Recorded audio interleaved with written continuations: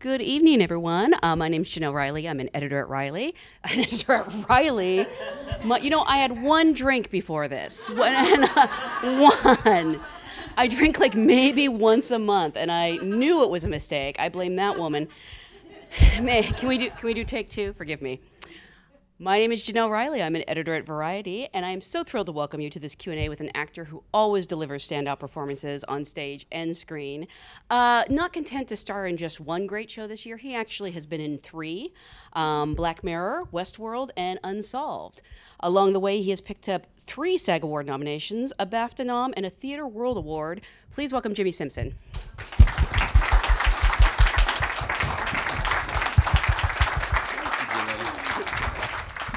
I asked expressly if we were allowed to drink before this, and Jenelle said no, so that's bullshit. I drank it all. It's so funny because anyone who knows me who's watching this, like, I never drink. And now we know why. Yeah. Thank you so much for being here. Thank you for having me. Congratulations on a great year, honestly. I feel really fortunate that I was allowed to work on so much good stuff. You know, it's interesting because I know you've done a lot of dramatic roles. I mean, you've worked with David Fincher, for God's sakes. But I think I so strongly associate you with comedy because of these iconic roles, and It's Always Sunny in Philadelphia, and you know that's a silly role. It's not a dramatic role. You were Lyle the intern. Yeah, on David Letterman. Yeah, for years. I don't know how I got so lucky, but the writers, the comedy writers, they walked by when in New York City they saw my face on an ad for a play, and they were like, "Well, that kid's in New York," and we were talking about kind of an asshole character to show up, and he's that asshole from It's Always Sunny. So let's see if he'll do. That's how you got the part. That's 100%. Just luck of the walk of the writer of the show. And what did they pitch you? He's just this intern who comes on. Well, they didn't have to pitch anything. They said, "Will you come do Letterman?" I said, "Yes, please." But they said, "Yeah, it's an intern who kind of thinks his place with David is a little more intimate than it actually is." And so, yeah, well, I went up there and I read it through with the writers. They said, "Dave, he comes out of the castle right before the show," and so he did. And then when I came out after they announced the top 10. And everybody was clapping for the top 10. He was doing his thing, and then I just found myself at the chair, and he looked over. He's like, "Huh?" And then he basically strayed from every actual line on the script, really? and just was just delighted by this kind of kid who's giving him back talk for the first time. And then it just became a thing we did. Yeah, you did like 17 episodes. Yeah, I did a lot. Did Lyle ever have a farewell episode? Or No. It was kind of Dave's farewell kind of came sooner than we all expected, right. And so it was just like, yeah. So as far as we know, Lyle's still He's working. still in the building. He has no idea Stephen Colbert runs it. It's a sad thing. He should show up on Colbert Show. That would be nice. Sometime. Well, Colbert was a guest on Letterman, and they had me do little bits sometimes, not just my little Lyle thing, and I came out there and I smelled Stephen Colbert. I smelled him deeply as a bit. So I've smelled him before. The conversation was limited, but there's deep smelling. And what does Stephen Colbert smell like? Goodness, fresh cut grass, a little lavender, undertones. It was pleasant. Well, it's interesting because I think a lot of people probably do associate you with comedy, and, Yes, and these 3 amazing dramas all in a row. I don't know if it was a conscious choice or they just all happened to come out at the same time. Well, you know, I went to get my English and my business degree at school, and halfway through I took a theater course kind of on a lark.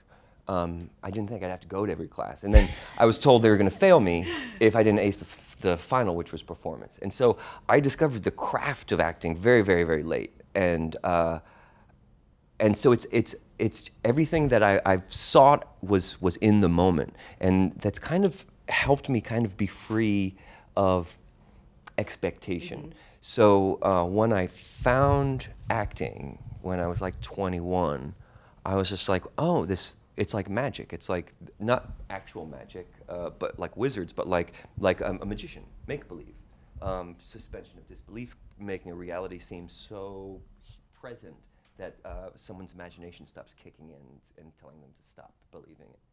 And that's just kind of always been what's attracted me to it. And then I moved to New York I thought I was going to be the angry young man. I thought I would like be working towards, you know, ultimately my Hamlet would be Who's Afraid of Virginia Woolf, and I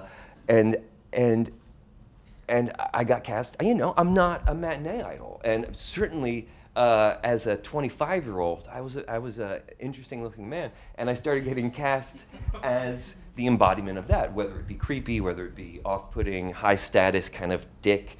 Excuse my language. There's a child here. I caught it as so it came, and I tried pleased. to pull it back in, and it was too late. He's laughing harder than anyone, so you're fine. It's nice.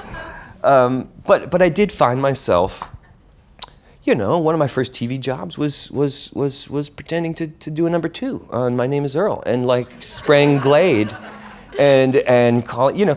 But I was just always kind of floored that someone wanted me to show up and do that. Then they record it, and then that would be part of the story, as small as it was. I was stunned, and so the fact, like, people would ask me after I was working for a few years, which was mostly that kind of thing. They're like, do you mind being pigeonholed as like off-putting or weird? And I said, I've paid rent with acting. Yeah.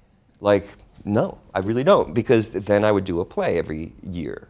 Or if there was a stretch where I didn't do one for 4 years, and that was my thinnest artistic like period for myself. But to answer your question, I found myself doing this, being strictly comedic and never touching the kind of roles that moved me and that actually pulled me into the craft. And it actually took kind of a huge life shift. It was a devastating motorcycle wreck and a huge kind of life change. And then I started appreciating these little opportunities, and I started focusing on not just how kind of funny could I be, but how much could I push myself, and how much I was just a little bit more grateful for life. Mm-hmm. And acting became more of a quest and less of a, how I found myself doing this thing, how fun is this, that's nice. And it became a mission to actually tell pertinent stories, to get people to think more about the human condition, all kinds of things that is my draw to narrative. So I'm shocked that that people have let me play these kinds of roles. It's nothing's been a total choice for me. Everything's just been willingness, and sometimes if you're willing and you work really hard, luck happens. Mm-hmm. And you know, I was grateful. I became more grateful 5 years ago than I've ever been, and that's when people started seeing me as a dramatic role. Really? Yeah, it's really interesting. Was there one role that sort of changed it, you think, or? No, everything's like little steps. Yeah. Jonah, Nolan, who is half of the creation of Westworld, his wife. We know Lisa. him as Jonathan, but you get sure. to call him Jonah. Oh man, yeah. Does it say Jonathan on credits? I think it does. Yeah. Oh, yeah. how funny. I know, right? Because he's so not a Jonathan. Yes. Yeah. Yeah. He's a delightful fella, and they have Which is not to imply that Jonathans aren't lovely. No. Jonathan is a commanding, deeply masculine, Yes. powerful name.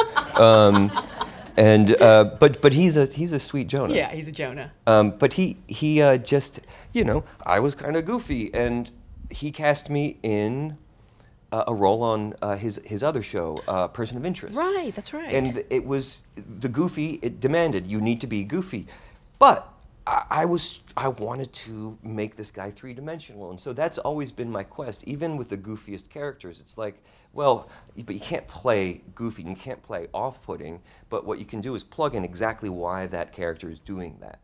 And often that stuff will unleash the ability to actually make this character four-dimensional, you know, is just knowing exactly what he's doing and why he's doing it. And so this goofy part actually ended up being one of my favorite roles, you know, for like a small role for a one-episode thing. I was really happy because it was the first time I had a little bit of an arena to push the boundaries a little bit. And so to me, that's just kind of, that's where my dramatic work of late has all kind of come from, is me kind of towing that line when I'm given the opportunity, or when I'm not, I guess, you know? And then did he then offer you the part in Westworld? I guess my point was just, no, I didn't offer, nobody offered me anything, but I auditioned for William and Logan, and Oh, really? yeah, and Jonah. The reason I think I was brought in was because, well, You need to hold the mic up. So I'm so sorry. Oh, sorry. He'd seen me do, you know, this work in this small part, and so he considered me for William, which I found out later they cast. You know, they kind of threw the net all over town, and the reason I got in the room was because, you know, I kind of towed the line on this other show, and the reason I you know, you got to get the part once you're in the room on kind of your own merit. You got to show them something artful that maybe they weren't quite imagining. You got to look past the way you kind of nutshell a character when you read it and go like, what's this type? Well, like, what if it's this? Because they might have written this type in shorthand, and maybe they didn't have time to go back and develop it. Well, make it come to life yourself. And I'm sorry, spoilers if anyone hasn't seen Westworld, but really, you've had a year. Did they tell you in advance that you'd be playing a younger version of Ed Harris? Or No, not even close. Really? No. They When didn't did even you tell find me out? I would. They didn't tell me I'd have a storyline at that point. On a show like that, I would jump in and I would kind of, you know, put some sauce on a scene or something, make something a little whatever. I didn't know I was going to have to be working most days of the week to build this character. I'd never had a role quite that demanding at that point for film. So it was just, I thought it was going to be the nicer of two guys. Yeah. And then they might get up to some trouble. And then as the love story developed, that was a shock. I didn't expect them to be writing a love story for me. I'd never played a love interest before, really, at that, you know, in that capacity. On stage, yeah. And then the man in black situation happened because I think they were trying to kind of, they were just like, should we adjust some stuff? And so they brought me in and they asked me if I wouldn't mind if they just changed the shape of my eyebrow. And I said, of course not. What are you doing? Just off, and they're like, anyway, did you see that game last night? It was so good. Yeah, the guy just didn't have a cover, and so I was just like, why would they? And I just assumed it was because they wanted to make me look like someone, and Ed was the only possibility. And I confronted one of the creators. You figured it out on your own. Well, I mean, it was kind of handed to me. It was like, and so then I asked one of the creators if that was. I said, "Am I Ed Harris?" And she blanched and said, "Don't tell anybody," and then like scampered off. Well, so they were kind of obvious. They were like, have you ever seen Pollock? Like, yeah, exactly. Maybe you should study, yeah. Can you grimace? Do you like grimacing? Try grimacing a little more. That's so funny. You figured it out. You are a detective. Oh, well, yeah. Oh, good. I love that shit. Speaking of, you know, it's interesting because you mentioned if people asked about you being pigeonholed, and I've heard so many people say they don't mind typecasting because at least they're getting cast. Yes. You know, that's the important part. But I do remember going to see Zodiac and seeing your name in it and going, oh, well, he's the Zodiac killer. I was like, they just so gave funny. It away. That's amazing. And you're actually a victim who survives. Yeah. Like one of the only. And I was thinking about Zodiac because I know you've played real people before in that movie and on stage. Yeah, Mike Mageau. Do you enjoy something like Unsolved, you know, coming into an existing person and having real life things to draw on? I mean, if it's pertinent, if it needs to be talked about like this story does, and then the character that you're going to play has all the facets of Russell Poole. Yeah. I mean, the guy's this strange hero in my book, and there was just he basically created so much stuff to draw from. You're such a stage actor. Use your mic. Oh, sorry. He created so much stuff to draw from, and so it was. I like to work hard when it comes to acting, and I think that's when I thrive and that's when I shine. And this was basically like a huge dare from a kind of role I've never played. A man who's concerned about things I've never played. A man being concerned about his physicalization. Which, you know, it's just so specific on film, and so it was exhausting, and I couldn't be prouder and happier that I got the chance to do it. I mean, did you know this story or anything? I mean, No. You probably knew who these people were, but not the craziness that really went behind this story. Big and Tupac? Yeah. Well, yeah. I mean, I knew them as much as like a guy with decent music taste knows them, but I didn't know anything about the conflict. I didn't know about the police department and how dirty it was right at that time, and how they were just coming out of so much other stuff. It was like sandwiched in between just chaos for the LAPD, and everything gets kind of boiled down to, you know, kind of like a Crips versus Bloods or East Coast, West Coast, and it wasn't that. They were humans that were just so complicated and had so much potential, and the fact that it was so easily reduced to that in my mind and so many other people's minds is the tragedy, and why I needed to jump on as soon as Anthony and Kyle said they were going to tell this story. We have a question from the audience. Is it Vanoy? You sort of answered this, but they want to know, as an actor, what specifically attracted you to the story about two hip-hop legends and the life of Detective Robert Poole? Russell Poole. Yeah. Well, like I said, and then also what kind of compounded it is the fact that you know, right now we're dealing with a really kind of troubling situation as far as this country and it owning up to its mistakes, whether you're talking about officials or history itself. And this is a huge mistake that needs to be kind of aired. So I don't know how to move the needle without showing people this was 25 years ago, and these people were just vaporized out of existence, and nobody really did anything about it. And now look at what's happening, and how is that not an effect? You know. Again, I feel like I'm giving out spoilers, but Russell Poole passed away in 2015. Yeah. How did you even begin to start with this character? Were you able to meet people who knew him? Yeah, thankfully. I talked to a lot of police officers that knew him firsthand, that knew him really well. And Russell himself was just he was so well documented on video. And so I had that face anytime I wanted it, and he co-authored a book. There's endless material on Russell. So it was just whether or not you wanted to, you know, do the work. It's there. I mean, obviously you weren't able to meet your counterpart in Farnsworth's invention, but when you did Zodiac, were you able to meet the person you were playing? No, he was not in touch with the film, and Pem Farnsworth had passed a couple years before. That was Philo's wife. Before we did that play.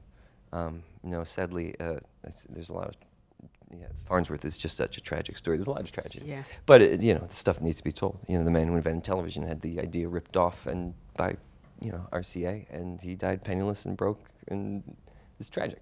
It's a comedy, in case America. You know that, Yeah. So was this the most you've ever really been able to research a person you played? Yeah, absolutely, because you know, there's a certain artistic license, even when there's a clearly defined character. But what pushed this another level for me is the work Russell did. So Kyle Long did such a great job of telling Russell's story that, and Kyle knew everything so well that as I was acting the scenes, I found myself kind of behind the 8 ball in a way where I was just like, I was calling shots pretty sure I knew what I'm talking about. And it was the amount of preparation I've always done, which is a lot of preparation. And I found myself not like leaving each day of work going, I could know more, I need to know more. And I didn't know how. And then it was one weekend, you know, I had a bit of a artistic breakdown, which seems to happen once a job for me, and I like it. I like it. It seems to keep me grounded, and it keeps me working really, really hard. And giving myself a hard time seems to help me. But I was giving myself a hard time this weekend, and I was like, well, okay. And then I went to the Rite Aid, and I just bought a calendar and some whiteboards, and I just broke down the case.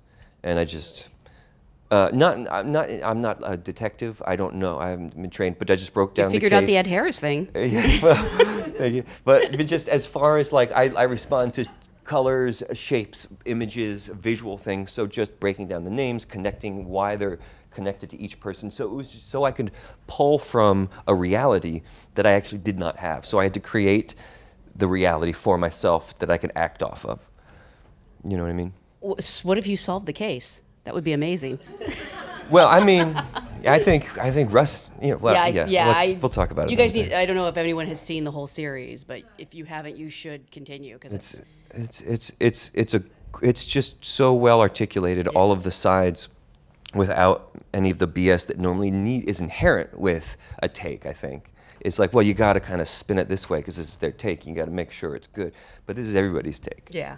It was interesting. I think I read a review that said like Unsolved is almost a misnomer because this reviewer thinks the case was solved, and the person just. I like that. Yeah.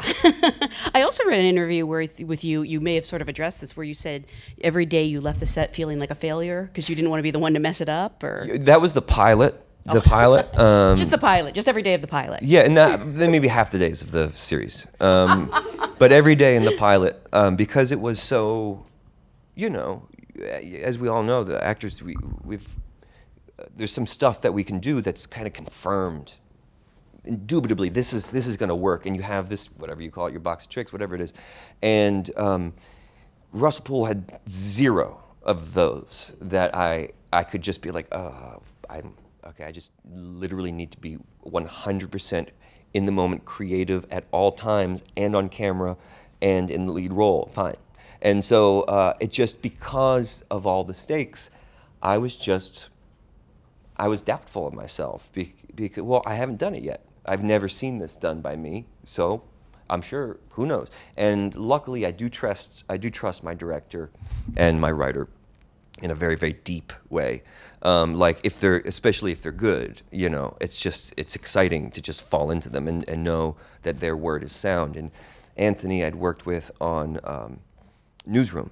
Oh, of course. Yeah, and he you know, I was just supposed to do one episode in Aaron. He's like, hey, how's your 8-ball game? And I was like, it's terrible. I'm terrible at pool. He's like, bone up. You got to sink an 8-ball game on this episode I'm writing. And so Anthony was this director who was just like kind of helped me. He met with me at the Billiard Hall, yeah. And we trained all night with his shots. And so I just knew Anthony was trustworthy. And as I started laying down this performance, I was like, I mean, don't I need to? I'm just going for the job. Like, I'm trying to fit. And he's like, just do that. Don't make him weird. I was like, don't make him weird? Shit. How do I do that? And so I would just, you know, if it wasn't every day, it was each scene. It was just like, you have what you need? Yeah, okay. And then I'd drive home. How could he have what he needed? I'm terrible. And I would make sure every day I was as prepared as possible. There would never be a slip up of lines because I didn't learn my lines properly. That was unacceptable. I needed to allow only slip ups to be artful, like artfully motivated slip. It didn't quite land. You didn't quite, land what you were trying to do with that scene. But it had to be. I had to give everything, and I couldn't let a lack of preparation be an excuse for one mistake. And I think that's where you can go wrong in TV. Is there's all kinds of encouragement to prepare less. Really? Yeah. I mean, it's just like an actor is often, I don't know who started it, whether it was producers or actors, but it seems like chicken and egg kind of thing. Of like, oh, you're the actor, so you are golden. And this cycle that, you see actors all the time fall into this hole where they stop growing. And that's part of the mechanics of this industry is like, because you're great and you're gold. Well, you're not. Make sure you're always an artist. Make sure you're always lending to it. Make sure you're never just selling your face to show up and do the bare minimum. Well, you're also working with this amazing cast. This God, incredible I'm ensemble. So lucky. Yeah, you don't want to let anyone down, so to speak. Yeah, Did you know Josh Duhamel before this? I didn't know Josh. No, I didn't know him, and unfortunately, I didn't get to work with him that much. And Bokeem, I knew his work. I didn't know him either. He was thrilling. And then Jamie McShane, who I had most of my stuff with, he was that very incentive. It's like you think you're a hardworking actor, and then you see someone, you're like, oh shit, work a little, and because he was just so clear and always just 100% ready to make the room a more creative experience. And so starting off the first 5 episodes or so with him was such a great thing. And Anthony Hemingway was the same situation, you know, just motivation by like awe. And aside from your own insecurities, what ended up being the toughest part of the job? If there was a specific scene or a moment you struggled with? Yeah, I mean, it's those things where you're like, oh, this is the thing where everyone's gonna, you know, this is the scene, this is the emotional scene that people are gonna, and I find it's just, like I had a couple of those, but when you have a director like Anthony, it's just somehow it's another day of reality, and then you're able to just kind of go there instead of like, oh God, this is my scene. This is the scene, and if I don't nail the scene, I kind of blew this whole character. It's just somehow I've assigned importance to whether I'm walking across the scene or whether I've got to, you know, explain I've lost something desperately important to me. So the whole thing kind of felt like that to me because of the stakes of Mr. Poole, and not just his legacy, but the fact that he's got living, you know, son, and it's just the whole thing felt like kind of on a razor's edge of just don't mess this up. My thought was like, this is going to be the big, oh, Jimmy sucks. This was like going to be the big thing. It was like, oh God, I'm a hack. Fuck, excuse me. But yeah, just the trust of Anthony. And then when I saw the pilot, I really liked the work. Yeah. Your own work, you were able to. I really appreciated my own work, and I was just like, that's yeah, hard to do. It's hard. It is, It's because it was so. We're our own worst critics. Yeah, and I was just like, oh, because, and it seems insane, but I really was sure it was going to be just unwatchable, just me. And so when they told me, looks like the pilot's going to get picked up, instead of being thrilled by like, oh my God, how lovely I get to explore this and the security of a season of TV, but I was just like, how can I go through that every day and be such a failure? And why are they picking it up when I suck so bad? And then so when I saw the pilot, and then I'm like, oh, Anthony, yeah, okay. He was right. It was good. It was good work. It was good work. And then I had that fuel of, yeah, that felt so awkward, but the work was there. The mechanics of what I was doing, the reality I was trying to create, it was all there, despite the fact that I doubted my own abilities. I didn't doubt my intentions. I was just like, I'm not going to bank like I'm great. I'm not going to bank like it's going to land, but I'm going to work my butt off every day. And so I still felt like that during the series when we were shooting. But I was kind of bolstered by the knowledge that, okay, you have the facilities to do this work as long as you don't, you know, get lazy, whatever it is that causes actors to kind of lose their way. And you mentioned Russell's family. Have they seen it or communicated to you at all? Yeah, no, I don't normally talk too much about him just because out of respect, but I will say that his son sent me one of my kind of sweetest tweets. I don't get a chance too much to look at Twitter, and I was looking a lot when that series came out because, you know, we're talking about some shit, and so I got a text from, or a tweet from Kurt Poole saying, you did a good job. Like, you did a good job. Like, I wasn't sure what to think with the trailer, but you did my dad proud. And then he kind of echoed that again to someone I saw after the series was ended. He said I did a good job of standing up for his dad, and his dad's gotten a bum rap, you know, because he effed with the LAPD, yeah, in a big way. But yeah, so I don't know. I think you got a thumbs up. That's a pretty great review, I have to say. That's, Yeah. that's the review that matters. And he said it publicly, which is even nicer. Yeah, that's true. I mean, it sounds like this role was really hard for you, maybe just, mentally realizing that you were pretty great. It was so difficult to realize I was fine at acting. But what has been your most difficult role or most challenging role? I would say either Russell Poole or Trevor. It was just a play. It's one of the plays I did in between work, and that's this job. I was coming off of this terrible motorcycle wreck, and I wasn't. This whole clavicle exploded, so I wasn't moving this part of my body for a good year and a half. And this role it was a. Oh, please explain this because I can't. Okay. Well, Trevor it got in my inbox. A friend of mine knew a playwright who knew that she knew me. So she said, this guy sent me this. They're doing it at Water Village at a 100-seat theater. And I didn't remember to read it until like 2 weeks later, and I read it, and it blew my mind. And I was just coming off House of Cards, which was my first series that people were talking about. Not me, but people heard of the show. And I was going to enter pilot season, and my agents were very, very excited.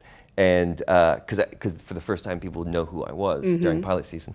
And I read this play for a 100-seat theater in Atwater, and I sent it to him. I said, this is like January to April. This is like pilot season, and I think I got to do it. And nobody's making any money.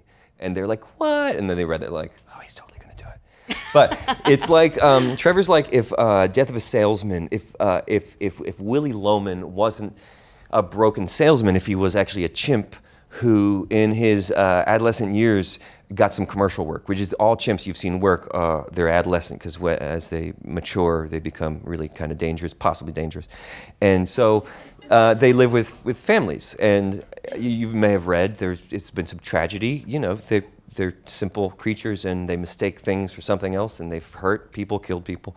And this had happened in the news, and this playwright had pulled from there, and it was basically, if it's a chimp who used to work, who lives with Laurie Metcalf was his mother, a brilliant actress, and so we're talking, and the audience is like, oh, they can talk, they can understand each other, and then soon you realize that I'm just articulating Trevor's thoughts, and Laurie is speaking in English, and so she says things like, we're making jokes, and then she's like, pass me that spoon, and I give her a coloring book, and I'm like, there you go, and then everybody's like, oh, she can't understand, okay, that's his thoughts, okay, and then the thing devolves because Trevor has driven the car in circles and frightened the neighbor who has a child, a baby.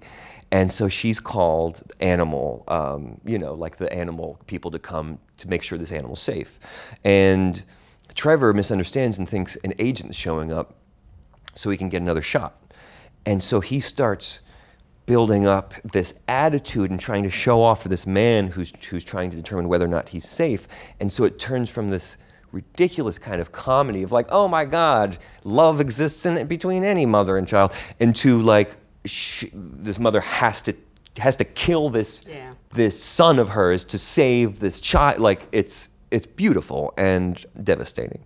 And you're moving like a chimpanzee. This is a hugely physical role. Right. I actually had to reach out to the surgeon who had done the second surgery on my clavicle, and we had to get all new MRIs and X-rays because I said I really want to swing from the chandeliers with this character. Like can I do it? Mm-hmm. And he gave me the thumbs up. He said, yeah, the titanium's got everything locked in.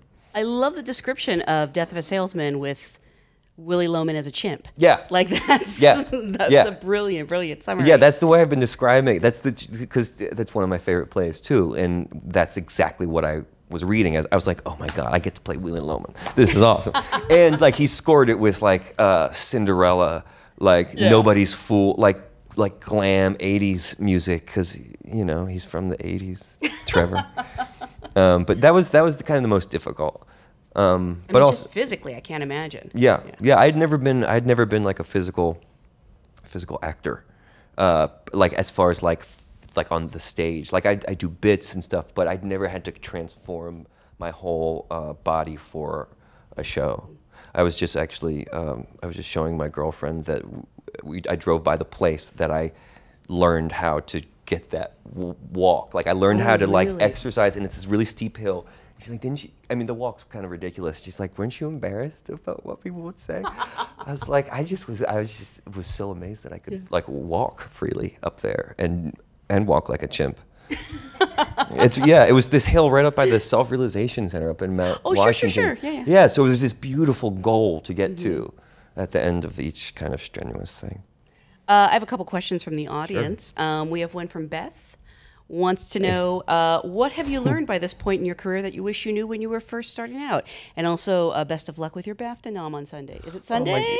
Oh yeah, Sunday. Wow. Yeah, I know, that's ridiculous. For USS Callister, right? The episode of Black Mirror. Black Mirror, yeah. Wow. I know, but beyond.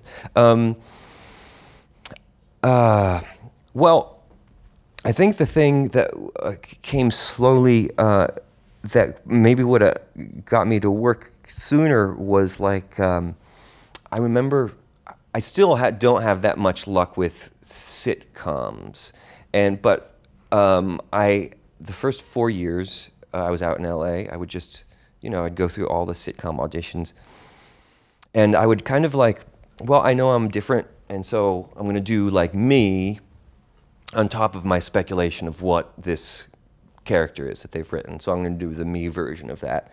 And I'd always get just such great, oh, that's great. But I'd never go to like a test, rarely, and I never would get the job.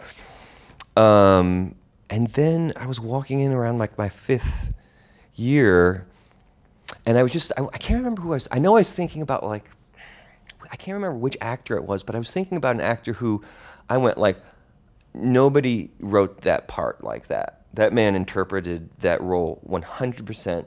I'm not saying he's creating any of the text. I'm not saying he's changing any of the context. It's just that creation is 100% new. And so it's not like, oh, everything has to be new and different, but it's just like, I just don't try to draw from like an archetype. I thought archetypes were a thing, were like a factor in the creation of like television characters for some reason, because I think sometimes TV acting seems a little simplified. There's some bad acting out there, I think more than any other medium of this craft. And so you might think, oh, well, that's what you want to do, but I don't think you want to do that. F that. Just do it the real way. Don't worry about any kind of ideas of what's expected. I don't know. I'm sure everybody knows that already. I thought there was something. I was like, I gotta be giving them a little something to them, a little something for me, and no, it's just all you. Make it your creation. Well, I think when you go into auditions, you think they're looking for something that you have to give them, and it's often just you. Yeah. We have a joint question from Scott and Debbie. Oh, that's the first fun. time I've ever had. I like that for everybody here. People. Where are you guys? Oh, over there. Hi. Wants to know which acting class or classes or methods have you found most beneficial? Did you study formally? I took that. I switched my majors. I added that major.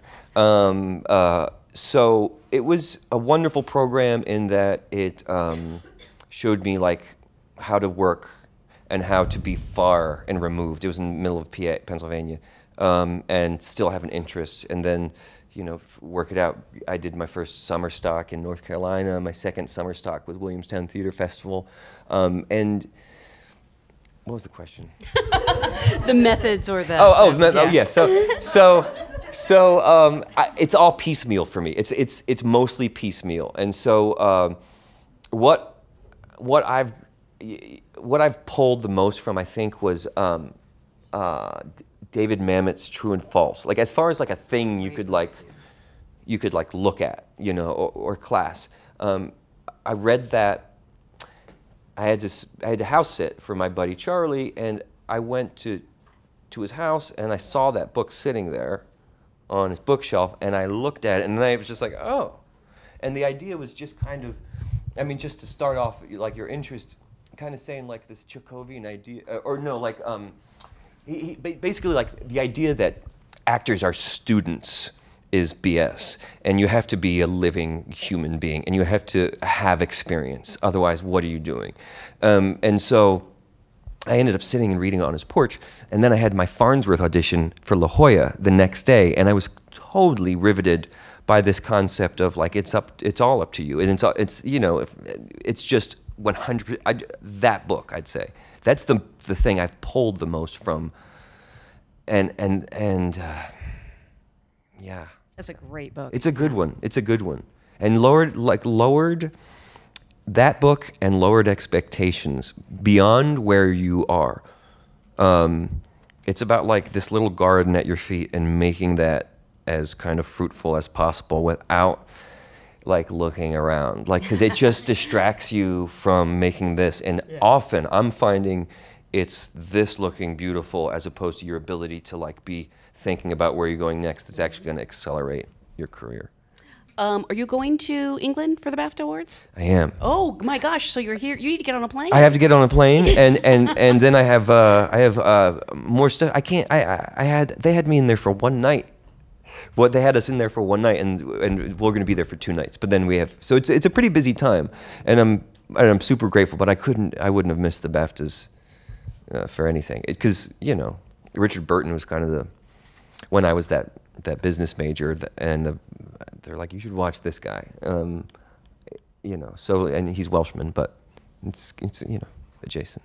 Well, we want to wish you the best of luck. We are all rooting for you. Thank you so much for being here. Congratulations on. Oh man, thanks. 1, 2, 3. Thanks for coming out, you guys. Thank you guys for being a great Appreciate it. audience. Yeah.